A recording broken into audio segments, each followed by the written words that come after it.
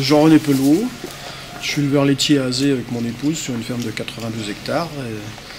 En production laitière, 50 vaches laitières et j'irrigue sur mon exploitation. Je m'appelle donc Claude Gervois, je travaille pour la société Schéma qui est une filiale du groupe EDF. Je m'appelle Sébastien Ridé, je suis directeur adjoint du CPIE Mayenne-Bamène et mon rôle c'est d'aider à une meilleure prise en compte de l'environnement sur le territoire mayennais.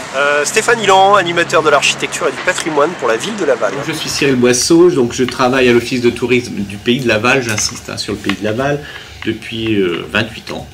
Et j'ai en gestion en fait les annexes de l'office de tourisme. En fait les annexes, c'est la halte fluviale de Laval, c'est la halte fluviale d'Entram et celle de Saint-Jean-sur-Mayenne, c'est également le camping communautaire qui se trouve à Saint-Berthevin, c'est l'aire de stationnement de camping-car qui se trouve à Saint-Jean-sur-Mayenne et les thermes gallo-romains d'Entram. Voilà, c'est ma mission à l'office de tourisme avec aussi de temps en temps de l'accueil. Je m'appelle Jacques Brault. Je suis le responsable d'exploitation du site de la station d'épuration, gérée et exploitée par la mairie de Laval. Alors Gilles Potonnier, je suis chef de station sur l'usine de production d'eau potable de Laval depuis 1 an. Ça fait 12 ans que je suis sur l'usine. Voilà, j'étais agent de traitement. Bonjour, je m'appelle Joseph Richer et je suis gérant de la halte d'Entram avec ma compagne. Nous sommes les deux gérants de la halte, des différentes activités de la halte d'Entram.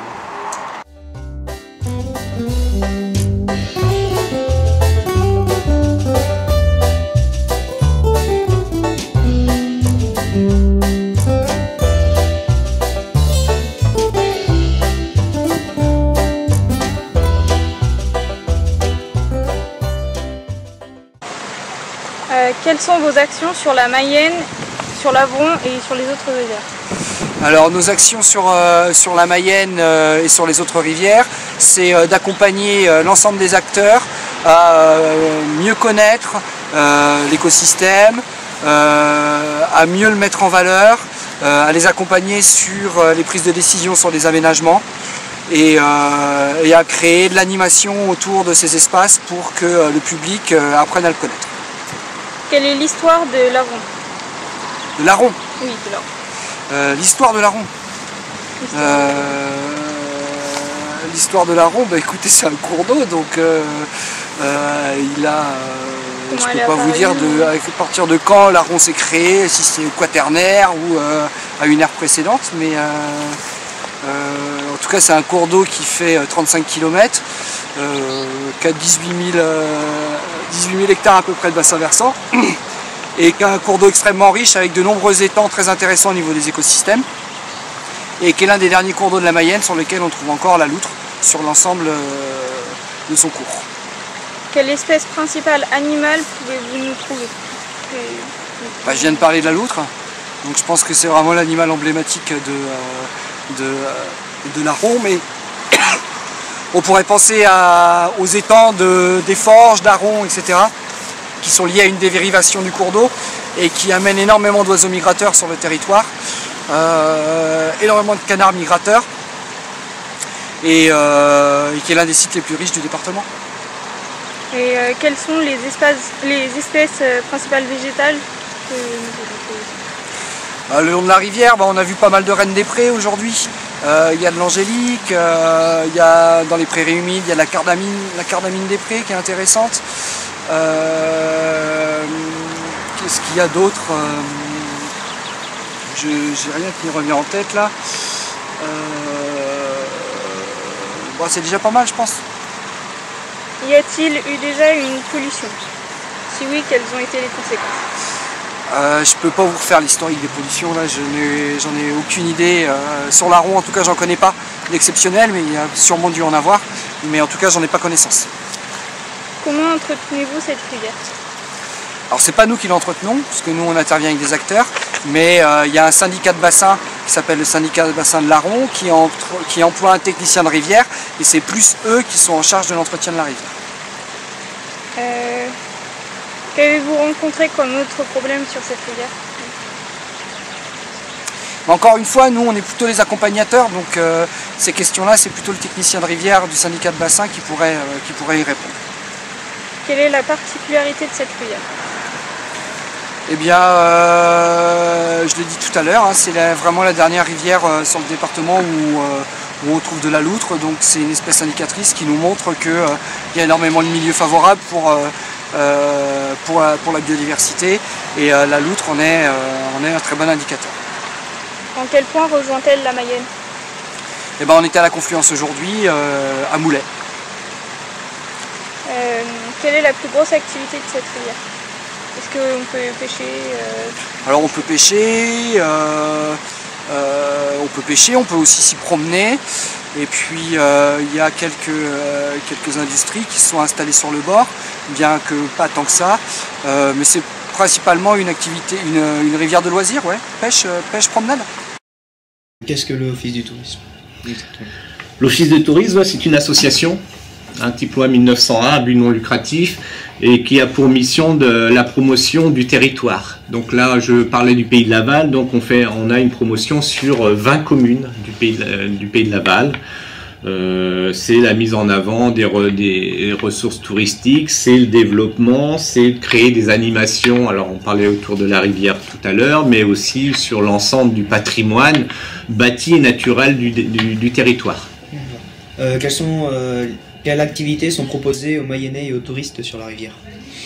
Alors la principale, c'est la location de bateaux à conduire sans permis. Hein, donc on a tout un panel de location, ça va du pédalo au bateau électrique, au bateau à moteur thermique, avec des barques également aussi qui permet aux pêcheurs de se balader sur la rivière. Et nous avons aussi une grande activité autour du bateau promenade qui permet aussi et qui offre aux touristes donc la possibilité de se restaurer à bord, notamment les samedis et dimanches. Quels aspects de la rivière sont mis en valeur? Ben là, il y a un commentaire à chaque fois hein, qu'on sort avec le bateau promenade notamment, et il y a toujours un commentaire sur la faune et la flore, c'est obligatoire.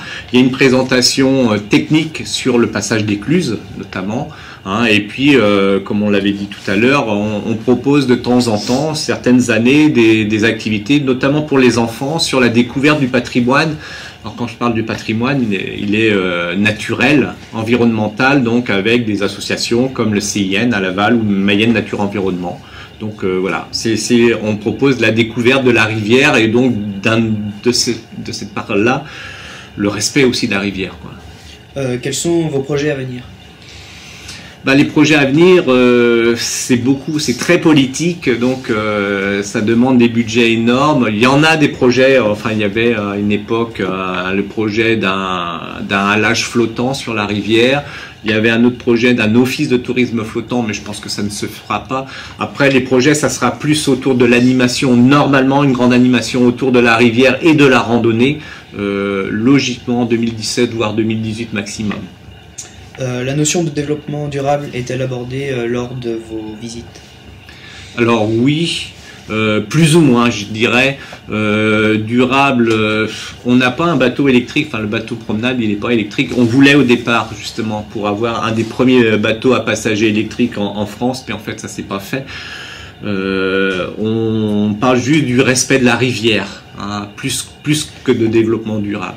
Après le développement durable, on le retrouve nous sur différents sites que nous gérons, notamment au camping avec du tri sélectif, par exemple, hein, des déchets, des choses comme ça, des procédés un peu plus techniques sur ne pas dépenser plus d'eau que nécessaire. Voilà, c'est des petites choses comme ça, mais autour de la rivière directement, c'est juste un commentaire sur le respect de l'eau, de la rivière. Pensez-vous que la rivière est un outil du développement du territoire? Ah oui, bien sûr, mais ça l'a été il y a très longtemps. Ça ne l'a plus été à une époque où on a fait un pont qui s'appelle le pont de l'Europe et qui ne permet pas la navigation toute l'année sur la rivière. Mais oui, c'est bien sûr un des arguments. C'est pas l'argument forcément principal de vente au niveau du tourisme, mais il est très très important, et le fait que la rivière soit redevenue navigable, c'est toujours intéressant, bien sûr, évidemment. Bien, merci beaucoup. Je vous en prie. Merci.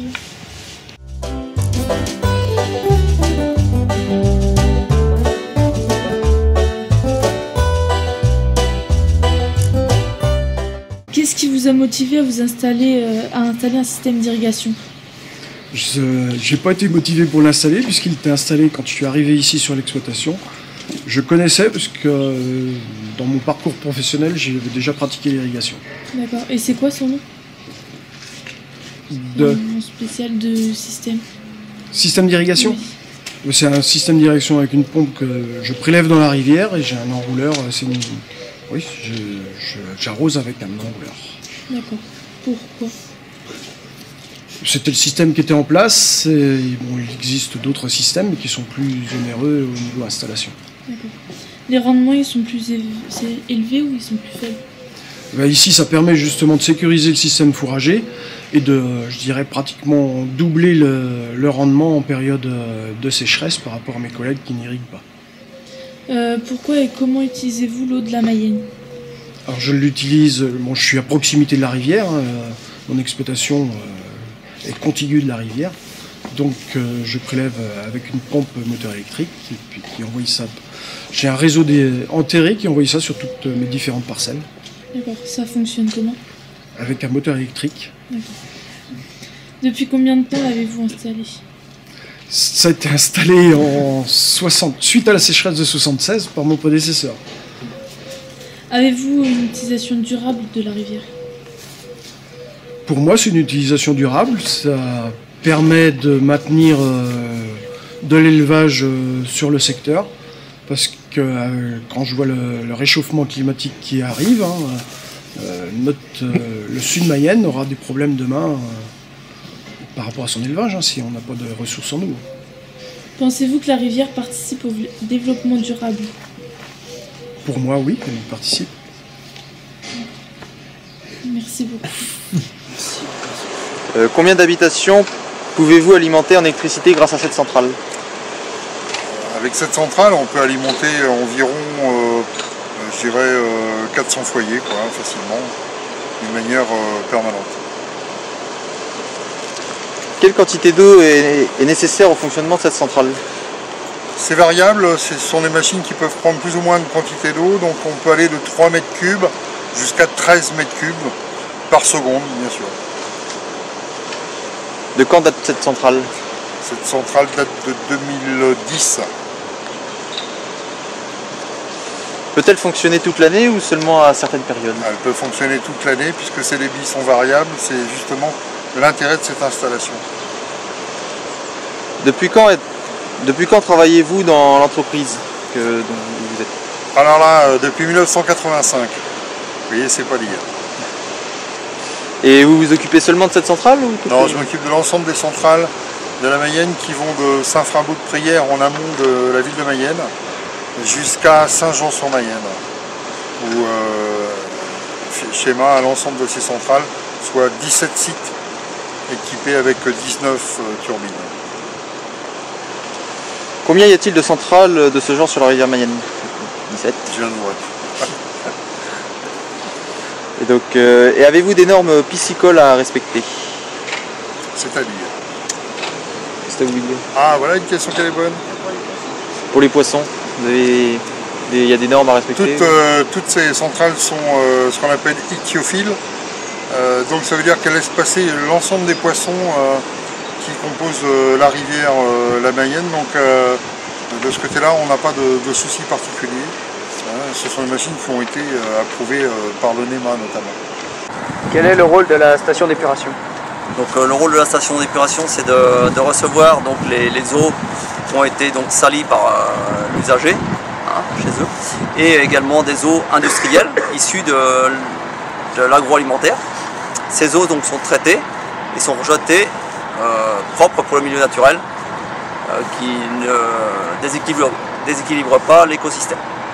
Quelle est la capacité de traitement de la station? Donc, la station représente 250 000 équivalents habitants. Quels sont les différents traitements? Alors les traitements, il y a d'abord un pré-traitement où on arrête tout ce qui est grosse matière. Ça peut être des lingettes ou autres gros déchets qui ne devraient pas forcément être récupérés mais qu'on récupère.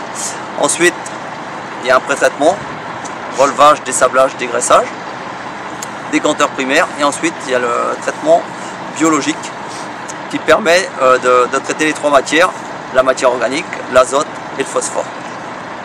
Et ensuite, on clarifie l'eau avant d'être rejeté vers le milieu naturel. Quels sont vos prochains projets? Prochain projet, il n'y a pas vraiment de projet en cours puisque la station vient d'être agrandie avec des normes plus draconiennes, donc pour respecter les nouvelles normes. Les projets en cours ou à venir sont plus de la réhabilitation d'ouvrages qui ont plus de 30 ans. Pensez-vous que la rivière participe au développement durable?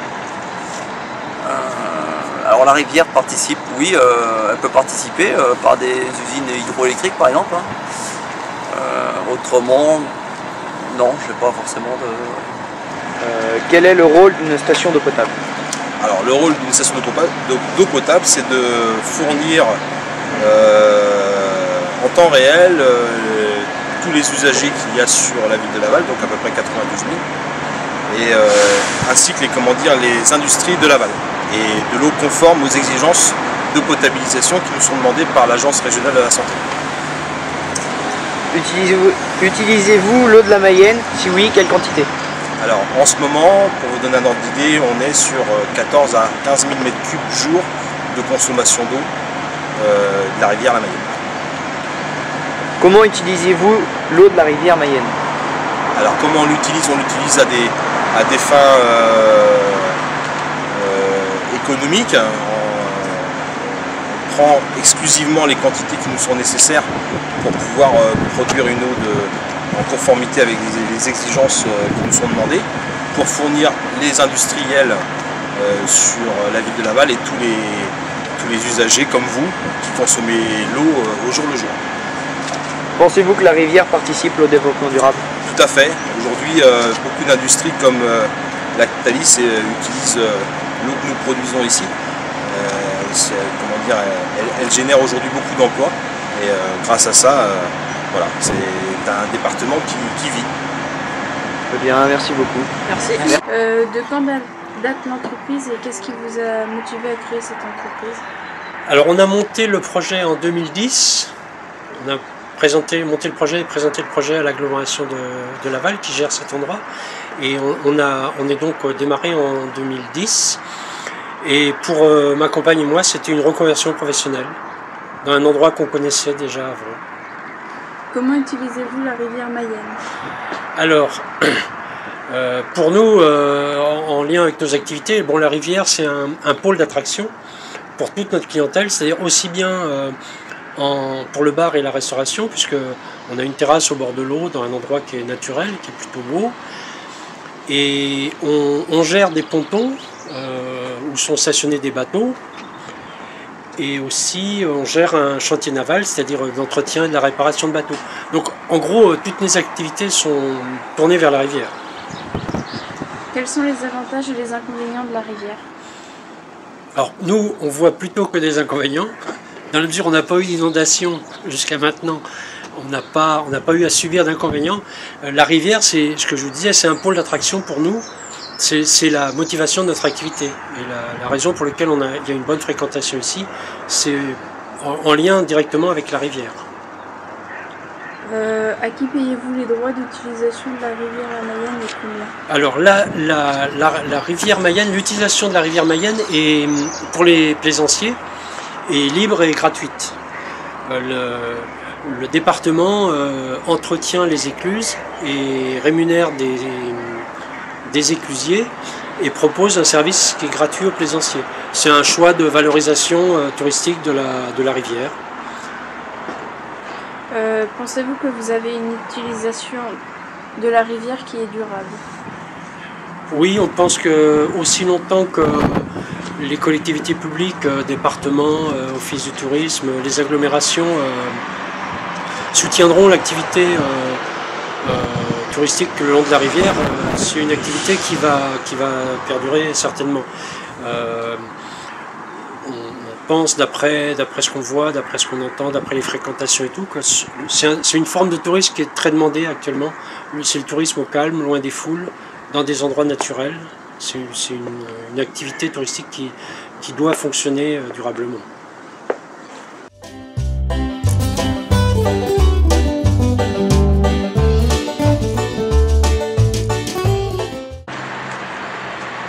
Quelle est l'importance de la rivière Mayenne point de vue du patrimoine? Elle est capitale, cette importance, parce qu'il faut savoir que c'est la Mayenne, la rivière, qui a déterminé la création du château au Moyen-Âge, qui est à mettre à l'origine de la création de notre ville. Et puis au-delà de ça, la rivière, elle a toujours été exploitée pour ses ressources en eau, ressources vivrières aussi, parce que c'est une réserve de pêche. Et puis au-delà de ça, c'est également un espace de circulation qui a permis notamment, dès la Renaissance, d'apporter tout un tas de matériaux de construction, le tuffeau en particulier à Laval. Et puis cette rivière, elle est utilisée également pour les besoins du quotidien, pour l'hygiène, et puis également pour le lavage. On a pu voir aujourd'hui, notamment avec la mise en œuvre de la flottille de bateaux lavoirs à partir du 19e siècle. Quels sont les différents types de patrimoine qui existent autour de la rivière Mayenne? Alors ils sont nombreux. Patrimoine lié à la rivière, les ponts, concrètement, avec le pont le plus ancien qui est le vieux pont au pied du château, mais on a pu voir un petit peu comment on a pu développer tout un tas de ponts au 19e siècle, avec le pont neuf, qui matérialise donc la création d'une nouvelle route traversant Laval de part en part, et puis le viaduc qui est le pont de chemin de fer, donc qui atteste quant à lui de l'arrivée du progrès de la voie ferrée à Laval au 19e siècle. Donc il y a les ponts, mais il y a également les quais, les écluses, et puisque nous avons pu voir aujourd'hui concrètement les bateaux lavoirs et les bains-douches municipaux qui attestent des usages de la rivière il n'y a pas si longtemps que ça, finalement, il y a à peine une centaine d'années. Le patrimoine est-il géré durablement? Oui, complètement durablement. Bon nombre des choses qu'on a pu voir ensemble sont classées au titre des monuments historiques. C'est le cas notamment pour le bateau lavoir Saint-Julien qui a été classé en 1994, qui fait donc l'objet d'une protection légale de la part des services de l'État. Et puis au-delà de ça, la rivière est un patrimoine qui a été valorisé d'un point de vue touristique. C'est une manne assez intéressante pour le département de la Mayenne, parce qu'on voit tout un tas de bateaux circuler à la belle saison sur cette rivière. Et puis au-delà de ça, les bords de rivière ont également été aménagés avec le fameux chemin de halage qui est ouvert maintenant aux promeneurs et aux cyclistes en particulier. Le patrimoine a-t-il un impact sur la rivière? Le patrimoine a-t-il un impact sur la rivière? Oui, concrètement. Ouais. Parce qu'on voit que tout autour de cette rivière, la rivière finalement, elle matérialise une espèce d'axe touristique.